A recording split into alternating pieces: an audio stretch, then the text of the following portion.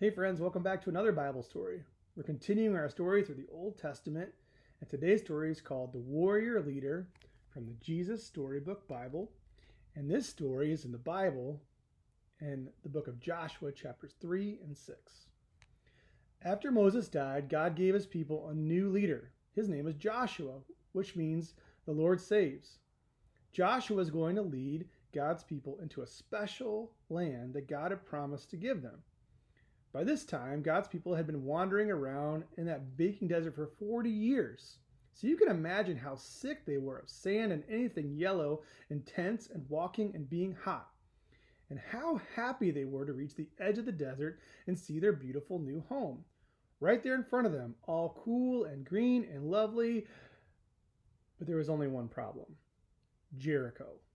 Jericho was a city, but it wasn't just any old city. It was a fortress, and it stopped anyone from getting into the land.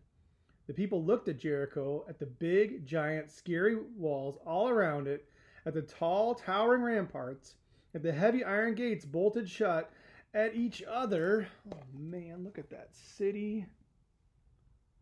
That looks kind of scary. What's going to happen next? What would they do? No one knew, but God knew. And God told Joshua what to do.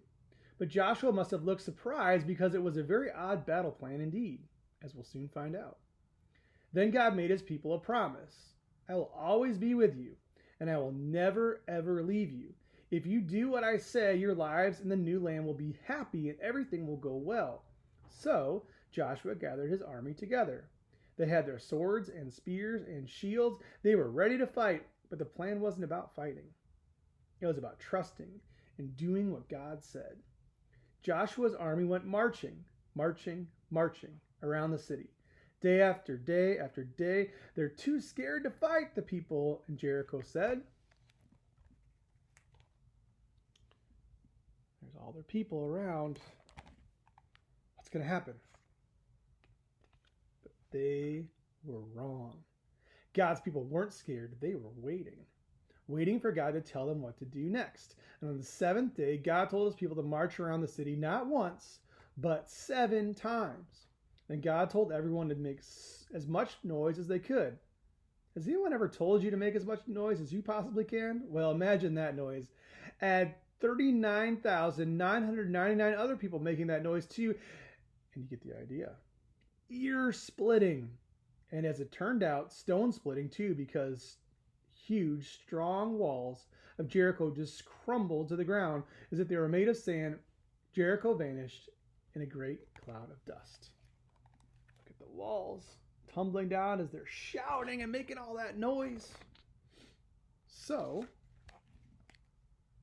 it was that God's people entered their new home. They didn't have to fight to get in. They only had to walk. Joshua said, God has brought you safely here. Now, will you do what he says? Everyone said, we promise. Only God can make your heart happy. Joshua said, so don't pray to pretend gods. No, they said, never. I'm afraid they didn't keep their promise.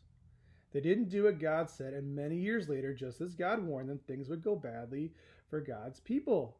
They would lose their home. Enemies would capture them and take them off as slaves, and God's people would scatter into many different lands. But you know what? God's plan was still working. One day he would give people another leader and another home. But this home, no one could ever take from them. And there's the people, and when they're listening to God, they're so happy. But we'll have to see what happens next in the story tomorrow. Thanks for joining us. We'll see you later. Bye-bye.